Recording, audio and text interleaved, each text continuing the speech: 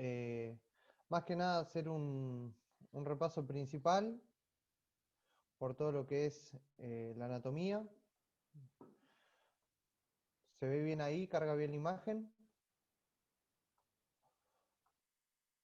¿Ven ahí, chicos? Bueno, esto es un poquito un repaso anatómico de Netter que saqué, que es para que vean la vista medial, bueno, con todos los componentes óseos y los ligamentos. Eh, Después hice otro de vista lateral, con componentes óseos y ligamentos.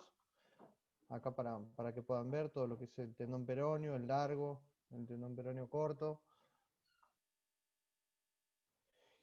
Bueno, y vamos más que nada, estas son las clasificaciones, las tres principales clasificaciones que se utilizan a la hora de una fractura de tobillo. La clasificación de Weber, que es la que correlaciona el sitio de fractura en relación con la sindesmosis. La de Lausch-Hansen, que es la que explica la mecánica más que nada de la fractura, que ahora la voy a detallar cada uno, y la clasificación de AO. Bueno, esta es la clasificación de Weber. Recordemos, ahí agregué uno más. Recordemos que la clasificación de Weber es Weber A, B y C, donde Weber A es una fractura infrasindesmal, Weber B es transindesmal y Weber C suprasindesmal. Esta clasificación, bueno, como dijimos, es en relación a la sindesmosis, la importancia que tiene con la lesión o no de la misma. Después la de Lausch-Hansen explica un poquito la mecánica patológica de la fractura, es decir, cuando la fractura es en supinación, en pronación, si es en inversión, es decir, si es rotacional, aducción o abducción. Podemos ver, bueno, acá no sé si pueden ver bien la imagen, eh, donde explica los mecanismos de eversión, rotación externa, de aducción y abducción. ¿Los pueden ver ahí? Lucas, no sé si lo vas a mencionar más adelante, pero vos tenés los porcentajes de cuando la sinemosis está lesionada según el tipo de lesión de Weber. Ah, no, eso no lo puse en la diapo, el porcentaje de la lesión de Weber. O un aproximado. Cuando es C, sabes que es mucho más frecuente. Cuando es B, un poco menos. No sé si lo querés agregar, Julio, porque no lo puse.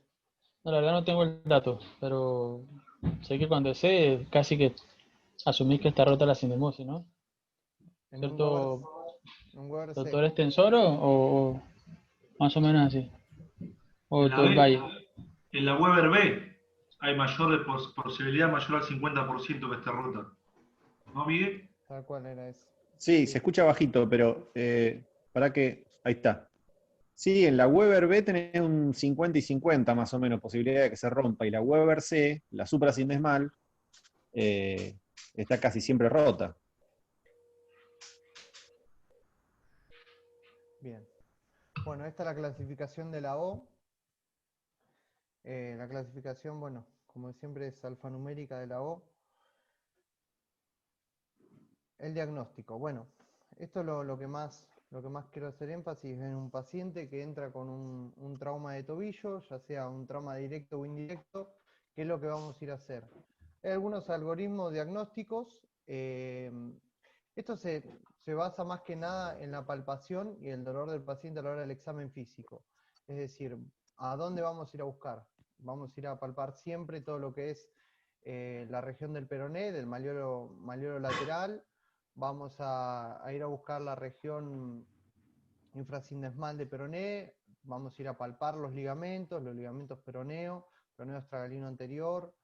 Vamos a ir a palpar la región medial también del tobillo, todo lo que tiene que ver con la tibia, y vamos a ir a palpar la cara anterior de todo lo que es la región del tobillo a nivel de la sindesmosis, y no olvidemos siempre, ante una palpación, también de palpar la región proximal del peroné, es decir, porque a veces, la mayoría de las veces, uno va enfocado al tobillo y recordemos que la energía a veces recorre la sindesmosis y puede generar la fractura proximal del peroné, así que hay que ir a palpar arriba también. Recordemos también siempre la base del quinto metatarsiano, como acá figura, eso también es una palpación que hay que hacer a la hora del examen físico, y bueno, y ver también todo lo que es el edema, la equimosis, eso nos puede indicar un poquito más también alrededor de la fractura. Esperen que quiero pasar de diapositiva para mostrarles. Bueno. El primer estudio complementario que nos va a ser de gran utilidad a nosotros a la hora de un paciente que manifiesta una entorsis o un traumatismo de tobillo es la radiografía, que es el que más accesible tenemos en la guardia. Por ejemplo, esta radiografía, a la izquierda tenemos un frente donde nos puede mostrar que hay una imagen dudosa, no sé si la pueden ver, a nivel transindesmal del peroné, en donde el perfil podemos observar que se trata de una fractura de peroné. Otra cosa muy importante que hay que ver en la radiografía de frente es la mortaja, es el espacio, la congruencia articular, tibioestragalina. Y otro estudio que también nos va a servir de importancia, por ejemplo, si tenemos una imagen como esta, o hay alguna imagen dudosa que a nosotros nos puede estar sonando que hay una fractura más allá de lo radiográfico, es la tomografía. La tomografía, bueno, si bien podemos observar en este caso, es muy útil, nos está mostrando que hay una fractura a nivel del malleolo posterior, es de gran utilidad para este tipo de fracturas y para todas aquellas lesiones que son dudosas o para cuando queremos ver si es un poco más grave de lo que estamos pensando. Bueno, una vez que nos encontramos con una fractura de tobillo, tenemos distintos tipos de tratamiento en base a lo que podemos llegar a considerar. Primero principal es cuando hacemos esto lo puse para ver cuándo hacemos un tratamiento ortopédico, es decir, cuando hacemos un tratamiento que es en base a un yeso, una valva, y esto lo hacemos siempre que hay una fractura estable, es decir, si tenemos una fractura unimaleolar, aquellas fracturas de malleolo medial no desplazada, podemos llegar a hacer un manejo ortopédico. Las fracturas donde hay una avulsión de peroné distal, no estoy hablando de una fractura infrasindesmal, sino donde hay una lesión avulsiva, porque la fractura infrasindesmal se puede llegar a desplazar. Una fractura de malleolo lateral con un desplazamiento menor a 3 milímetros, eso puede ser una indicación, aunque últimamente en la clínica las fracturas de malleolo lateral con un mínimo desplazamiento por el riesgo de desplazarse, se está haciendo un manejo quirúrgico. Las fracturas bimalleolares, bueno, en un paciente con alto riesgo quirúrgico o anciano se puede llegar a establecer un tratamiento ortopédico. Después, ¿en quién hacemos un tratamiento quirúrgico? Bueno, en los pacientes Lucas, y sí. con respecto a lo anterior, ahí en las fracturas unimaleolares, en la fractura maleolo-medial, que no está desplazada, pero si es una fractura completa y el fragmento es grande, nunca está de más meterle uno o dos tornillos, por más que, siempre que sea completa, por más desplazamiento que haya, que no haya, Sí, digo. yo puse ahí un caso que ahora lo voy a mostrar en donde hay una fractura, una fractura de malleolo medial para que veamos un poco el tratamiento. Pero bueno, estamos hablando de una fractura en la cual hay un mínimo desplazamiento o como decís vos, Miguel, que no sea muy, muy grande, ¿no? Muy importante. Bueno, tratamiento quirúrgico en aquellas fracturas bimalleolares, trimaleolares, expuestas, en el caso que haya una luxofractura. ¿Y qué es lo que buscamos en un tratamiento quirúrgico? Principalmente reconstruir la congruencia articular y, como en el caso del peroné, lo que estaba hablando en la diapositiva anterior es prevenir la rotación y el acortamiento del mismo. Por eso a veces en una fractura que observamos un mínimo desplazamiento se puede llegar a poner un tornillo justamente para evitar la rotación y el acortamiento del peroné. Y algo más. A mí, Valgo. bueno, Claro. que no haga, Valgo. claro, que no haga la desviación en valgo, tal cual, sí. Claro. Sí. Miguel, hagamos una cosa, después poner a Lucas y después al final hacemos un ratito y así no cortamos tanto la charla, que él termine, porque si lo vamos dando es como que él se va a poner más nervioso. Que termine la charla, después aportamos todo lo que queramos, ¿dale? Bueno. Bueno, la planificación quirúrgica. Bueno, a la hora de la planificación quirúrgica es importante evaluar la posición del paciente, si va a ser en decúbito prono, decúbito dorsal con realce, y los abordajes, dependiendo de dónde sea, si se hace el abordaje, si es malleolo medial, si es malleolo lateral, si se hace un abordaje longitudinal directo, aquellos donde está comprometido el malleolo posterior, evaluar si se hace un abordaje posterolateral o posteromedial, y siempre y cuando las estructuras anatómicas a tener en cuenta a la hora del abordaje. Esto yo lo quise poner más que nada para que se tomen en cuenta a la hora de hacer un abordaje. Por ejemplo, en el abordaje lateral, tener en cuenta en longitudinal directo el nervio del peroneo superficial, después el nervio safeno, a tener en cuenta en el abordaje medial. Y los elementos de osteosíntesis. Bueno, para la osteosíntesis, a la hora de tener una fractura de malleolo lateral, bueno, para aquellos trazos oblicuos, podemos observar que se puede utilizar los tornillos interfragmentarios. También otro elemento de osteosíntesis puede ser la placa de tercio tubo bloqueada o no bloqueada. Y en las fracturas conminutas se puede utilizar la placa regional de peroné, que en este caso sería, la utilización de esta placa sería el paso de energía de lo que sería el peroné proximal con el distal, atravesando el foco de fractura conminuta. Bueno, en malleolo medial se utilizan los tornillos rosca parcial, 16-32 milímetros, y con el sistema absorbe de tracción, el cual la O, en una charla que hubo este año, lo plantearon el sistema absorbe de tracción, una fractura de malleolo medial, y lo que decían que hay que tener mucho cuidado a la hora de querer implementar un sistema absorbe de tracción debido al riesgo de osteoporosis, en donde estos mismos pueden generar un colapso. Bueno, voy a mostrar algunas radiografías. Esta es, es la radiografía que mostré al principio, es una fractura de peroné transindesmal. Se puede observar la radiografía a la izquierda de frente, esa imagen que para algunos o para otros no, puede ser una imagen dudosa. En el perfil podemos corroborar que se está tratando de una fractura de peroné. Y en la oblicua, la importancia de la radiografía oblicua de tobillo, que se empezó a hacer más ahora, no se utilizaban tantas radiografías oblicuas, y en este último tiempo empezamos a implementar un poquito más. Podemos observar el trazo transindesmal de peroné.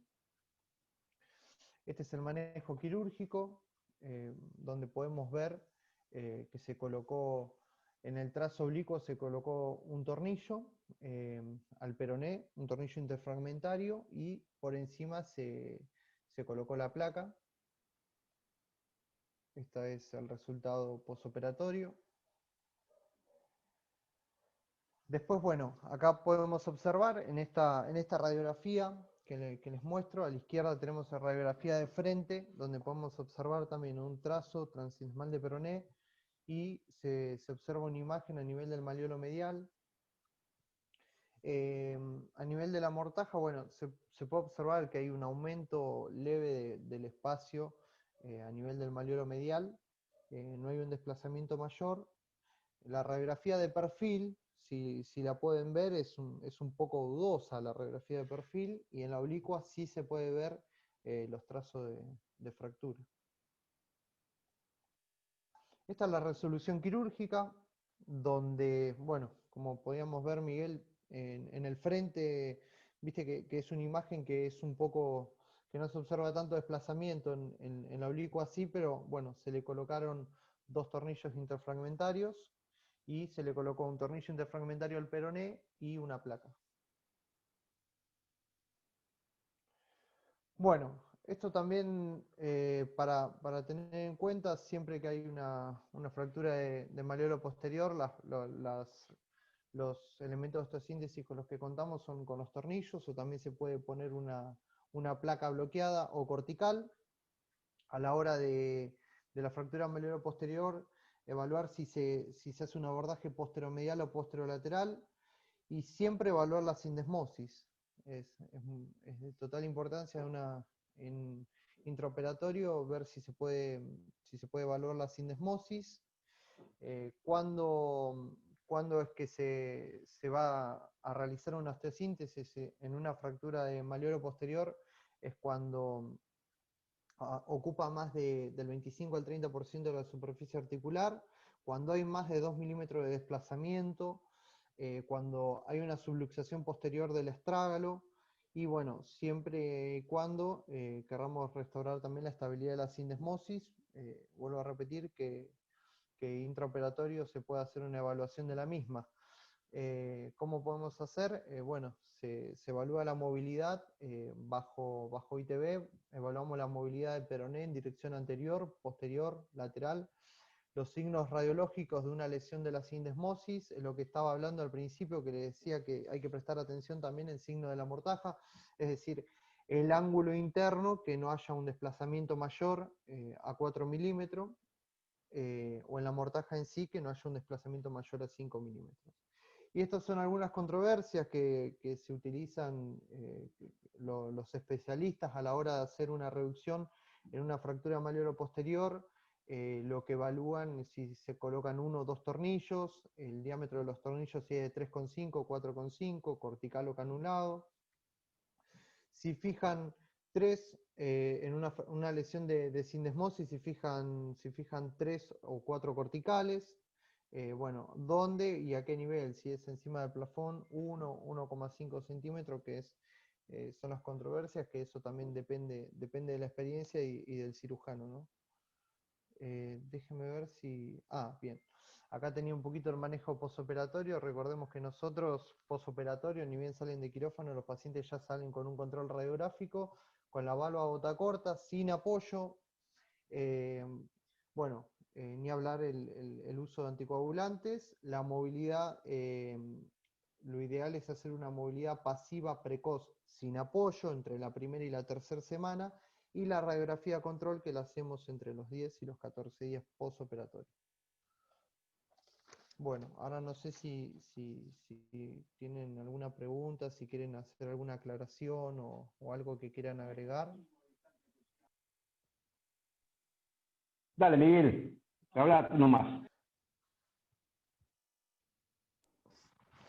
No, eso que decías ahora que me viene a la cabeza, lo que decías de las placas, que agregamos las radiografías oblicuas, no sé Sí, con quién hablaba de los chicos la otra vez, creo con Héctor, que es muy sí, importante la oblicua en dos casos puntuales, en las fracturas de malleolo medial, que vos mostraste y se ven bien, acá. y en la sindesmosis, cuando está, si queremos ver la diastasis, las oblicuas, ahí lo mostraste. Sí, Fíjate que bien se ve la oblicua y no así en el frente. tal cual. Sí, sí, sí, en la oblicua es totalmente Para distinto. evaluar esas dos cosas es muy importante la oblicua. Sí, sí, sí, sí, sí. Sí, porque cualquiera, está bien que nosotros solemos hacer la radiografía, pero cualquier otro que ve una placa de frente y perfil en este paciente podría poner tranquilamente un yeso cerrado o una valva y no hacer un tratamiento quirúrgico. Es decir, podemos, más allá que hay una fractura transinesmal de peroné, cualquiera que ve la fractura, si fuese solo del malleolo medial, no pensaría que requiere un tratamiento quirúrgico en primera instancia, pero la radiografía oblicua nos muestra que sí. O tratar solamente el peroné con una osteosíntesis y dejar el malleolo sin nada. Claro, claro, sí, sí, sí, sí, tal cual.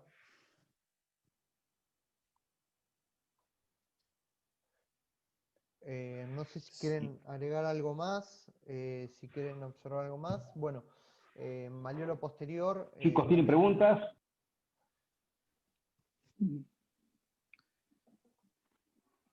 Malleolo posterior para realizar con placa o con tornillo, o se va a poder, vamos a hacer para Malleolo ver abordajes posterior, posteriores.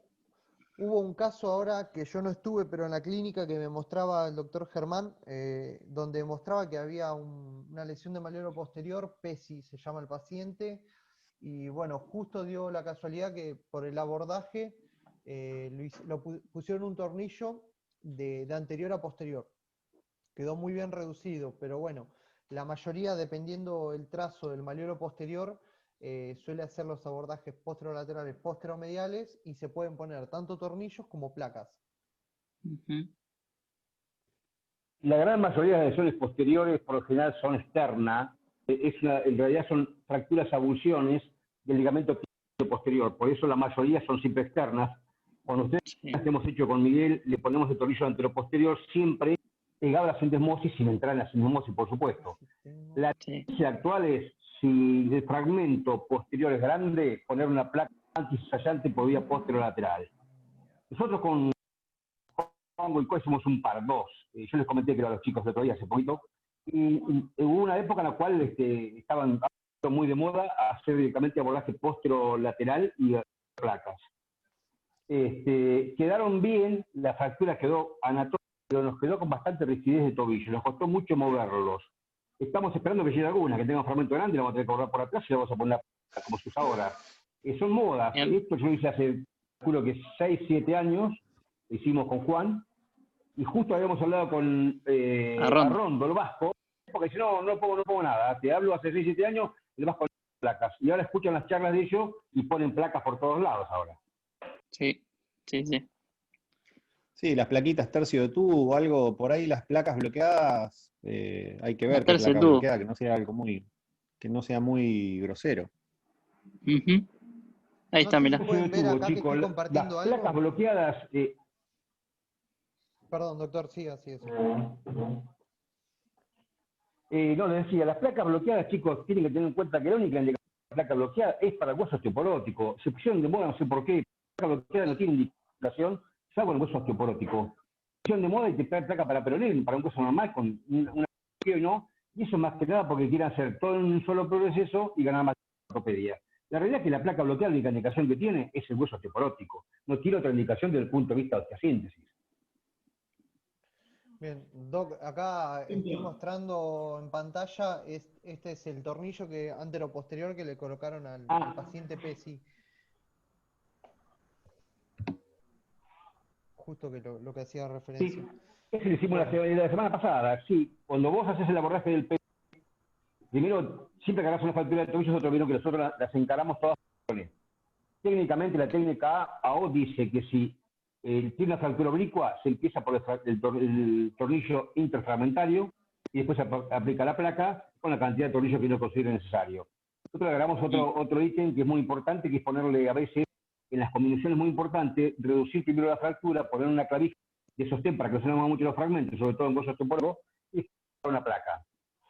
Ahora bien, cuando vos haces el abordaje del peroné, antes de cerrar, uno puede ir, que fue lo que hice la mañana que hicimos el otro día con los chicos, una legra por la parte posterior, uno toca la parte posterior, se toca la fractura, apoyar con una legra, reducir un poco ese fragmento, porque el fragmento cuando el peroné uno lo reduce, también se reduce. Como les comenté yo, la mayoría de las veces el fragmento posterior Una es avulsión. externo, entonces uno con la legra lo defiende y después de lo posterior de adelante. Sí, sí. Sí. Pregunta, entonces preferible poner el tornillo antero-posterior y te olvidás de hacer un abordaje posterior con la plaquita. Mucho mejor.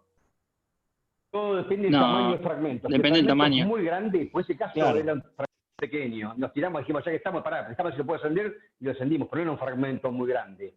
El paciente es en el cual el tobillo se luxe, el estrago se va para atrás y el fragmento es muy grande y toma casi el 20% de la superficie articular, una placa, sin ninguna duda. Sí, tal cual.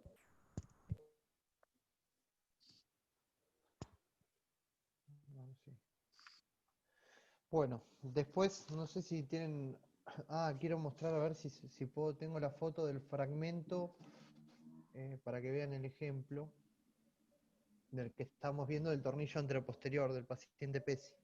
Sí, yo a Pesci lo vi ahí que lo agarró Germán con la legra, lo levantaba el fragmento y... Esto fue previo a la reducción, del bien. fragmento de malleolo posterior. Pasa que acá estaba, el paciente Una entró con luxofractura. una luxofractura, sí, hizo una luxación anterior. Sí, pero el fragmentito era muy pequeño, no era muy grande, chicos. No era un fragmento muy grande, se veía y tampoco era tan grande.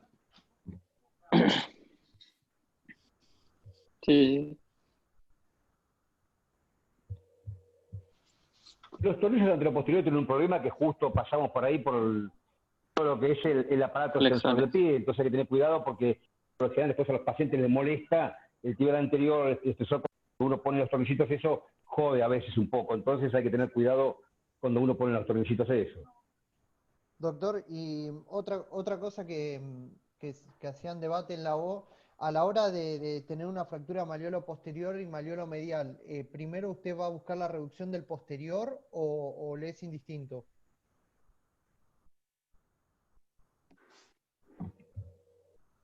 Por lo general son trimayolares estas fracturas. Yo nunca, creo que no vi una fractura de malleolo posterior puro, he visto malleolo interno puro, he visto el peroné puro, nunca de malleolo interno y posterior juntas, nunca vi yo.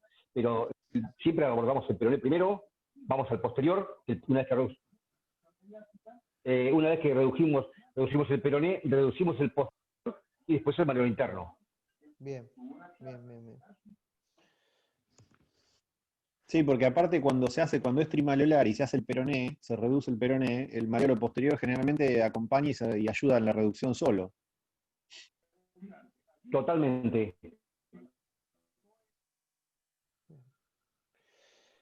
Chicos, respecto de la valva, el tema de la valva lo hacemos mucho nosotros. Si uno se confiara mucho, si uno tiene la seguridad de que la osteosíntesis fue lo suficientemente rígida y está, no deberíamos poner valva. Simplemente la valva lo que tenemos que tener en cuenta es que más que nada es para protección de partes blandas y nada más, porque la osteosíntesis teóricamente no tenemos que poner nada. Lo que pasa es que una vez se le pone ahorita para tener un poco más de seguridad, ¿no?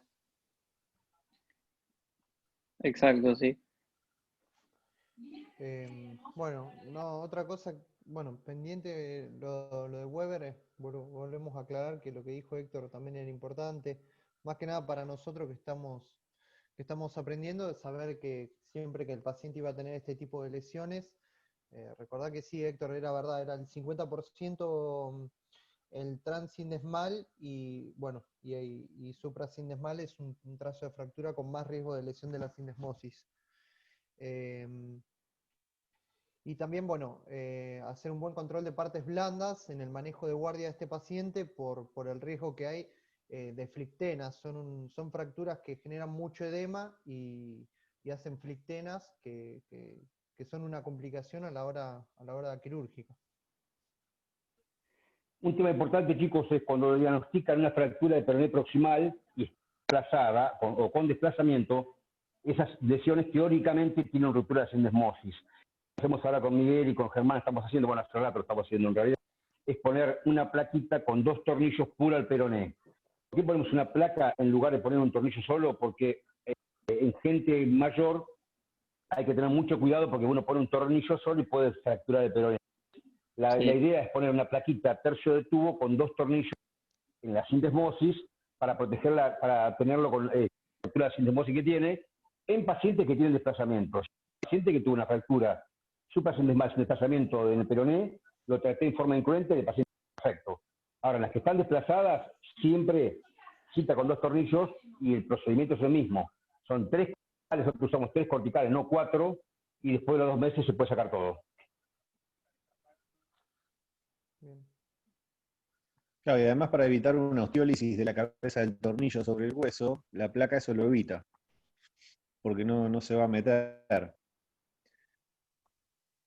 Sí. Y otra cosa por guardia, es importante, cuando aparecen las trimaleolares, las luxofracturas, traten dentro de lo que se pueda, más allá De reducirla. de reducir la luxación, tratar de alinearla todo lo que se pueda. A veces se le puede dar, generalmente se van al valgo, a veces se le puede dar un poquito de varo, para que sufran menos las partes blandas y llegar a la cirugía y no encontrarnos con ninguna sorpresa de lesión de piel.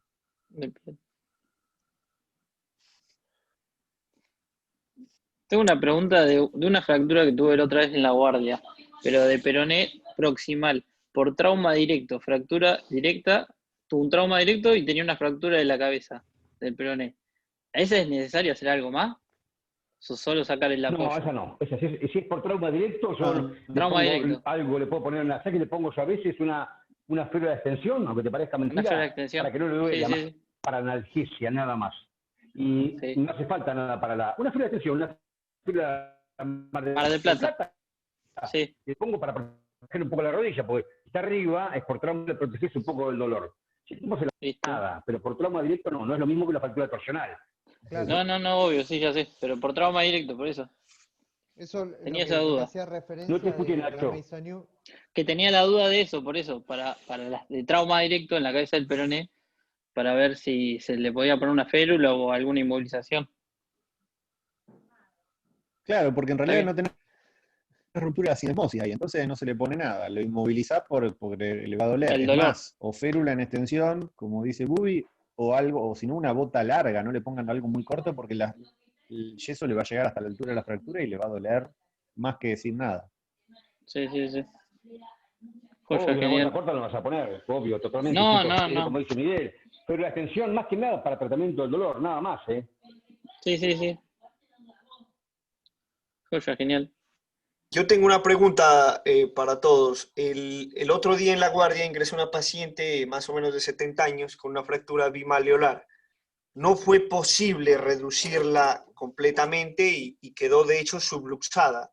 ¿Existía la posibilidad en algún momento o se podría manejarla con un tutor externo mientras llega el momento de la cirugía? ¿O es muy invasivo hacerle eso? No sé si recuerda, Doc Valle, que me llamó en la noche un domingo O sea, yo que creo que la verdad no me parece pude necesario por un porque tutor externo, por una subluxación, me parece un No me veo mucho. Igual, Luis, cuando fuimos a quirófano, le es lo que pedía. hicieron la anestesia y la movilizamos Es la que operamos el otro día, ¿sabes cuál y es? se La reducía, operamos, ahora el viernes la operamos, creo. Sí, se reducía. Yo creo que ahí faltó un poquito más de. Seguramente le dolería a la paciente y todo, pero por ahí faltó un poquito más de varo porque se acomodaba anestesiada, ¿no? el día que llegó a la guardia esa paciente, el primer intento me quedó subluxada. Después volví nuevamente con mucha más, obviamente con mucha más intención de devolverle la deformidad y no era posible. Era como si tuviera un resorte. Llegaba y se devolvía y se devolvía. ¿Habrá Por alguna eso interposición de la partes pregunta. blandas o algo que...? Como si algo estuviera interpuesto.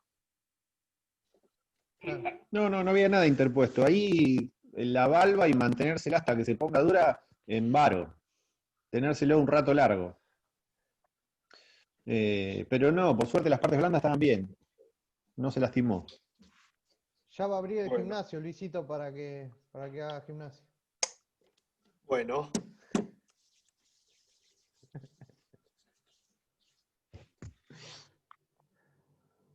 Bueno, arranqué medio frío.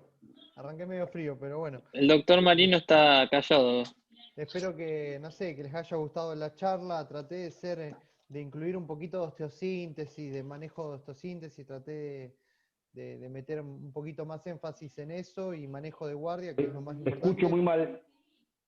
No, digo que arranqué un poquito frío y espero que les haya servido la charla, que quise poner un poquito de materiales de osteosíntesis y eso para que opinemos, así que espero que les haya servido la clase, la charla. Una duda, tengo una duda. Cagamos. ¿Me escucha? No. Cagamos. Bueno, me estoy amigando con la tecnología. Cuando... ¿Me escucha bien? Sí. Sí. Cuando tenemos, Doc, una lesión de Meissonier por la sindesmosis y que fractura la cabeza del peroné proximal, ¿con una valva bota corta solo alcanza en ese caso? ¿O recomienda una bota larga o otro tipo de yeso así?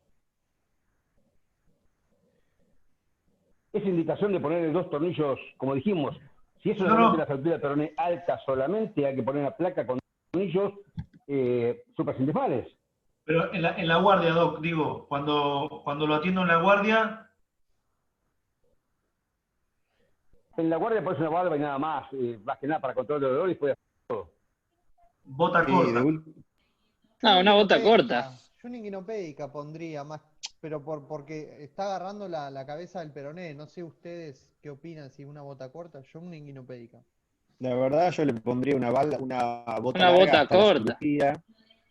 Hasta ¿Sí? la cirugía, porque si le queda muy sobre la fractura le va a doler, porque esos pacientes van a doblar la rodilla. Si vos le dejás la rodilla libre, la van a doblar. Bueno. Pero depende, qué sé yo. Hay gente que no viene con mucho dolor, una suprasindemal viene con poco dolor y se le puede poner algo corto, depende. Pero si está muy Está. dolorido, pone una bota larga y hasta la cirugía. Yo le sí, o una valva, si la cirugía es rápida, una valva corta, ¿no? Si el paciente no va a deambular, no va a pisar. Si el paciente no pisa peso corporal, directamente no va a tener dolor. Una valva corta es suficiente para, como analgesia, digamos, ¿no? Sí, sí. Bueno, no sé si quieren alguna pregunta más o algo que quieran aclarar. Bueno, estuvo muy buena, Lucas. Gracias. Gracias, Julio. Arranqué Gracias, Lucas. medio frío nomás, disculpe.